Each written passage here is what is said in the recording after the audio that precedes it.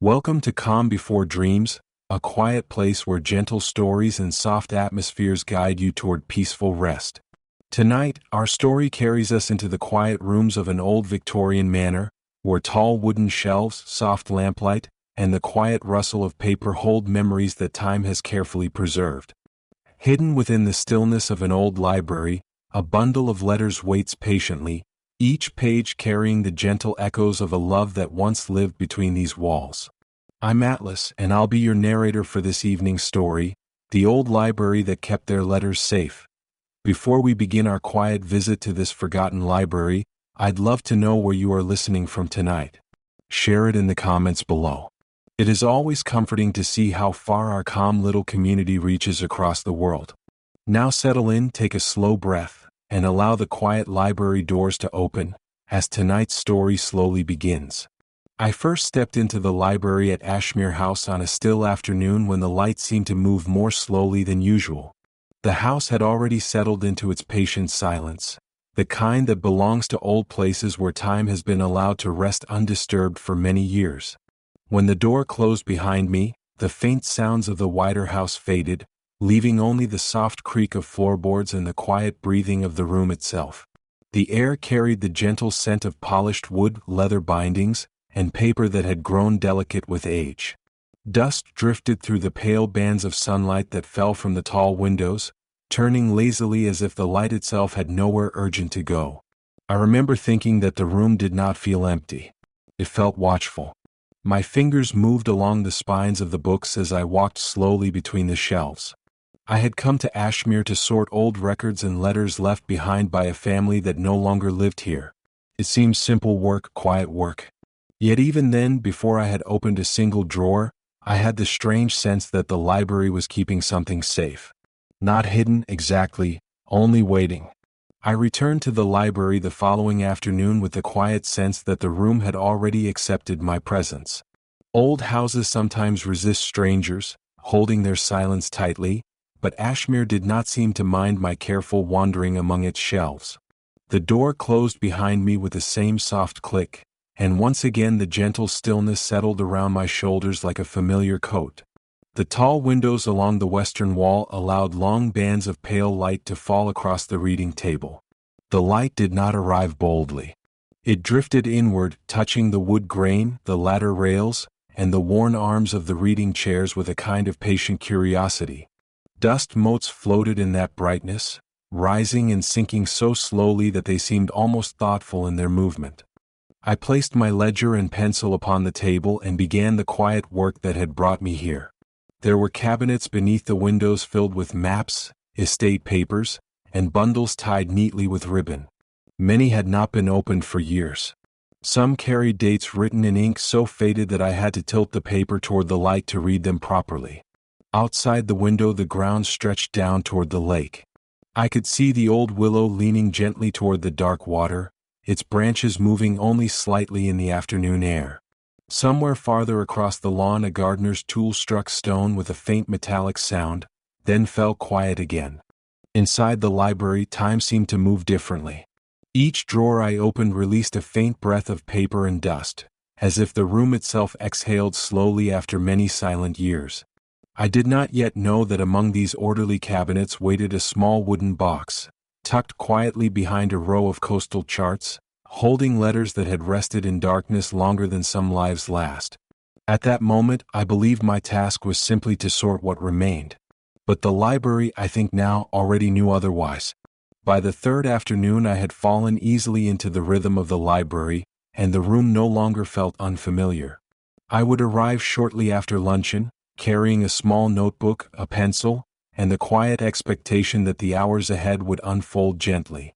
The house behind me moved through its ordinary duties, yet here the world felt slightly removed, as though the library preferred its own calmer measure of time.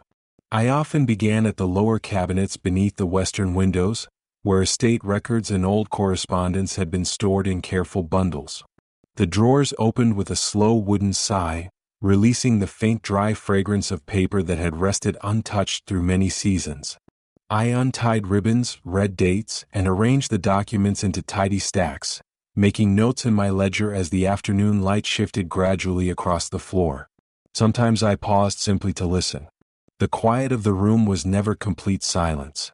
It carried small sounds that seemed part of its character: the distant ticking of a clock somewhere deeper in the house, the rustle of ivy against the outer wall, and now and then the faint movement of wind passing through the elms outside. Each sound arrived softened, as though it had traveled through layers of memory before reaching my ears. On that particular day, the sunlight leaned low enough to warm the wooden handles of the cabinet drawers. When I touched one, the brass felt pleasantly warm beneath my fingers. I remember that small detail clearly, perhaps because it was the moment before something unexpected appeared. Behind several bundles of folded maps rested a narrow space that seemed oddly deeper than the others. Curious, I slid the maps forward with care. There, tucked against the back panel of the cabinet, was a slender wooden box, darkened with age and without any label to explain its presence. I lifted it slowly, sensing at once that whatever it held had been placed there deliberately and left undisturbed for a very long time.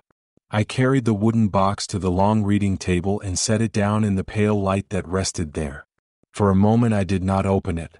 The box itself seemed to invite a certain patience. Its surface was smooth but darkened with age, the grain of the wood worn soft by years that had passed quietly around it. There was no lock. Only a simple lid fitted so precisely that it lifted with a faint, almost thoughtful sound when I raised it. Inside lay a bundle of letters.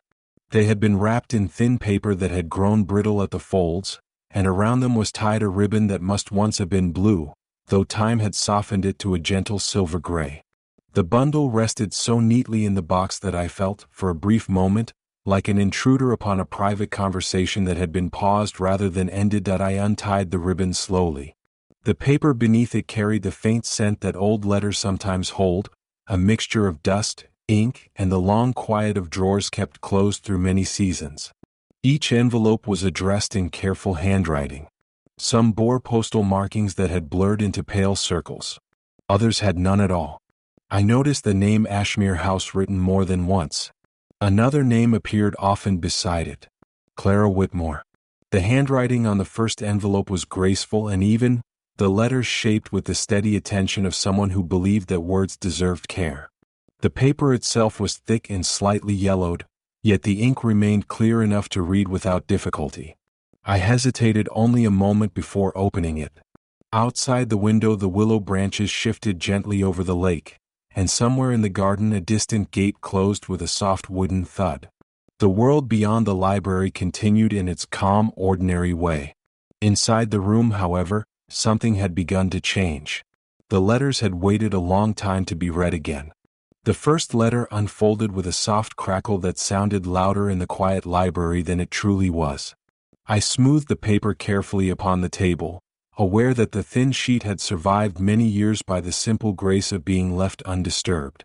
The handwriting flowed across the page in steady, deliberate lines, each word given its proper space. Clara Whitmore did not begin with anything dramatic. There was no sudden confession, no hurried urgency. Instead, she wrote as though speaking to someone who already understood the rhythm of her days. She described the orchard behind the east wall of Ashmere House. The apples, she said, had begun to color earlier than expected that season, their skins turning from pale green toward a warm, mottled red. She mentioned the narrow stone bridge near the herb garden where moss grew thick between the joints and remained damp even after several dry afternoons. As I read, the scenes formed themselves quietly in my mind. I could almost see the garden paths, the low stone walls, and the soft shadows that gather beneath fruit trees when summer begins to lean toward autumn. Her letter moved gently from place to place. She wrote of the evening air after a passing rain, when the scent of rosemary and damp soil drifted across the garden. She wrote of standing near the upper path and watching the road that led toward Briar Glen, pale beneath the lowering sun and empty of travelers. Only near the end did her tone shift slightly, though even then it remained calm.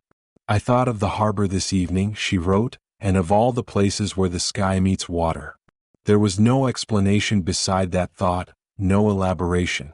Yet the sentence seemed to open a quiet space within the letter, as though it pointed toward someone far beyond the garden. When I turned the page over, I found the name written clearly at the bottom: Clara Whitmore.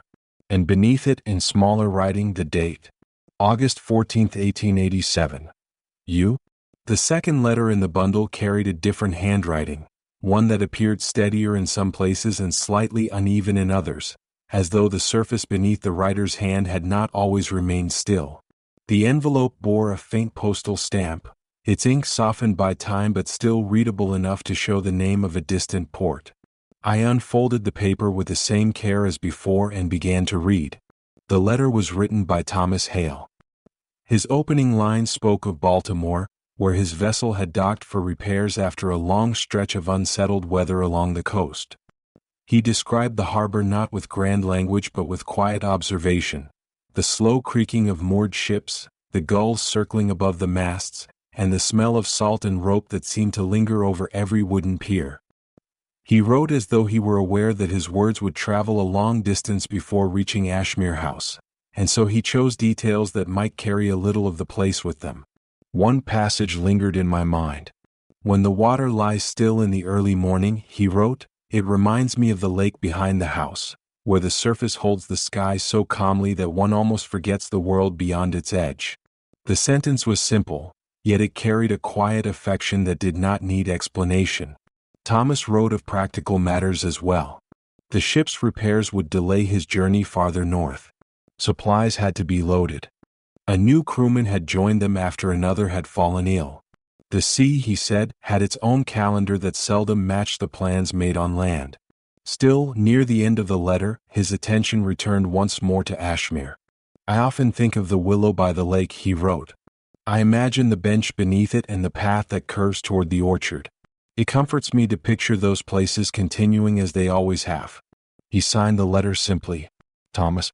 And for a moment, as the quiet library held his words, the distance between shore and sea felt very small. From that afternoon onward, the letters quietly changed the shape of my days. I still came to the library after luncheon, still carried my notebook and pencil, and still opened the same cabinets of records and maps. Yet the small wooden box now rested at the corner of the reading table, and its presence seemed to add another gentle layer to the work. I did not read the letters quickly. It felt wrong to rush through them, as though they were meant to be discovered slowly, in the same patient rhythm in which they had once been written. Each afternoon I untied the faded ribbon and opened only one or two envelopes before the light began to soften toward evening. The library suited this quiet habit. Sunlight would drift across the long table, warming the polished wood beneath my hands. Dust moved lazily in the air, rising and settling again without urgency. Outside the tall windows the grounds of Ashmere stretched peacefully toward the lake, where the old willow leaned over the water just as Thomas had described. Sometimes Mrs. Greaves entered the room without disturbing the silence. She would place a small tray beside me, tea perhaps or a single biscuit, and then move away again with a calm efficiency that seemed natural to her. Once she noticed the letters spread gently across the table.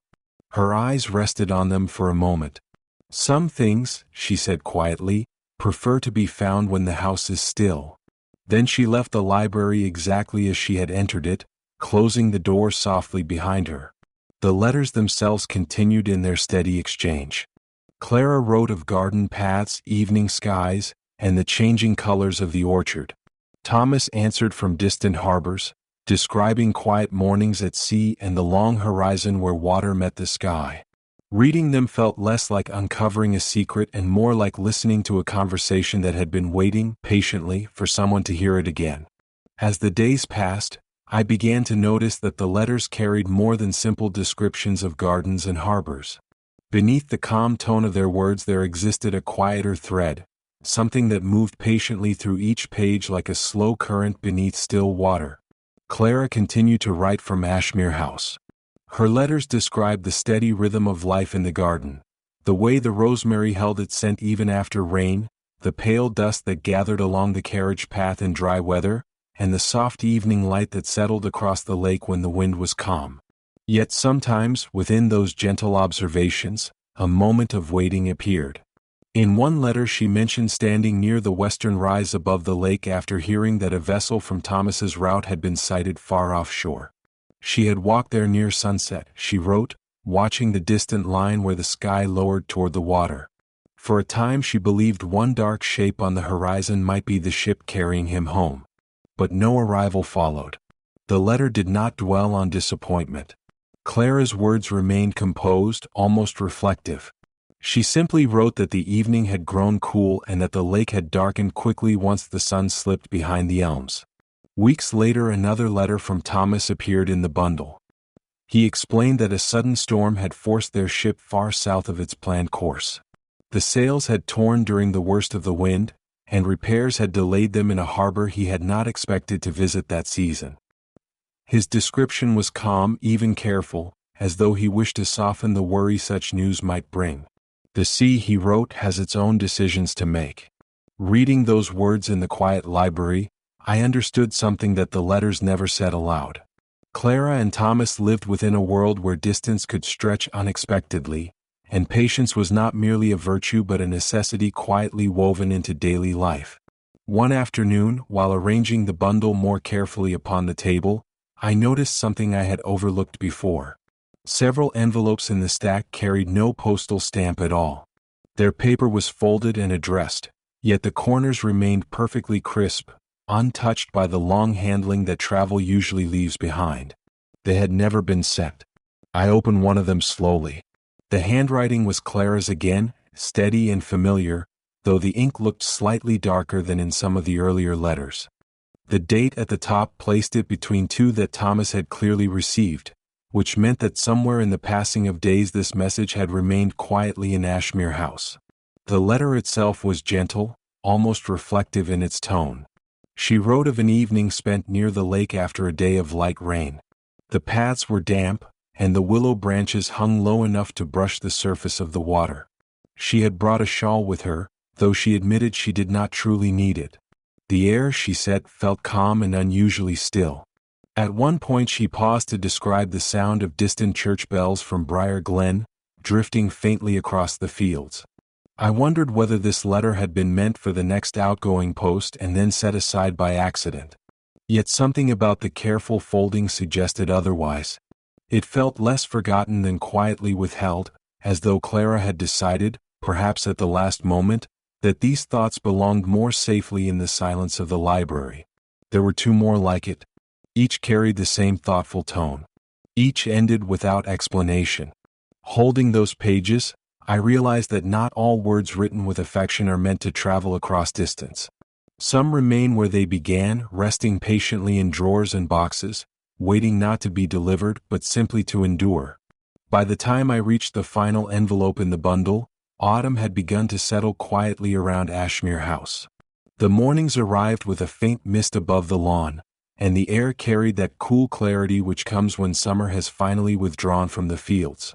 Inside the library the change of season was felt in smaller ways. The sunlight that once filled the windows now arrived at a lower angle, stretching longer shadows across the floorboards. Some afternoons the hearth was lit for an hour or two, and the soft warmth of the fire mingled with the familiar scent of old paper and polished wood. The last envelope rested thinner than the others beneath the faded ribbon. I had taken many days to reach it. At first curiosity had carried me through the letters, but now a gentler feeling guided my hands. I had come to understand that the bundle held no sudden revelation waiting at the end. Instead it contained something quieter, the patient record of two lives connected across distance. Still, I opened the envelope carefully. The letter was from Clara once again. Her words described the grounds of Ashmere in late autumn. The orchard had grown still, she wrote, the branches bare except for a few stubborn leaves that clung against the cooling wind. The garden paths were quieter now, and the lake reflected a sky that darkened earlier each evening. Yet the willow by the water remained just as it had always been. Near the end of the page she mentioned the letters themselves. Some, she wrote, she had placed safely in the library where the house seemed to keep its quiet watch over everything entrusted to it. If not every message reached its intended shore, she believed the room would hold them patiently. I folded the page again, understanding at last that the library had been guarding their story all along. When I finished reading, the library had already begun to dim with evening. The tall windows no longer showed the garden clearly.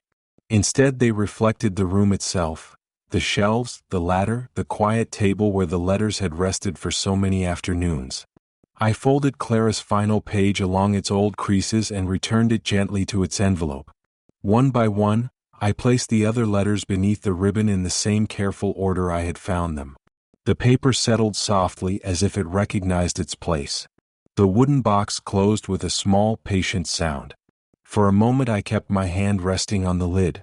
It seemed right to pause there, acknowledging the quiet journey those pages had made, across oceans, across years, and finally into the calm light of this room again. Then I returned the box to the cabinet beneath the western window, behind the row of old charts. The library received it back without protest, as though it had been expecting its return all along. Thank you for staying with me as we quietly wandered through the still rooms of the old library, where time moves gently and forgotten letters keep their patient watch. If this story brought you a moment of calm, you're welcome to like and subscribe for more peaceful tales to accompany your evenings and guide you softly toward rest. Sleep deeply tonight, keep a quiet sense of wonder in your heart, and let the warm lamplight of the old library fade slowly into peaceful dreams.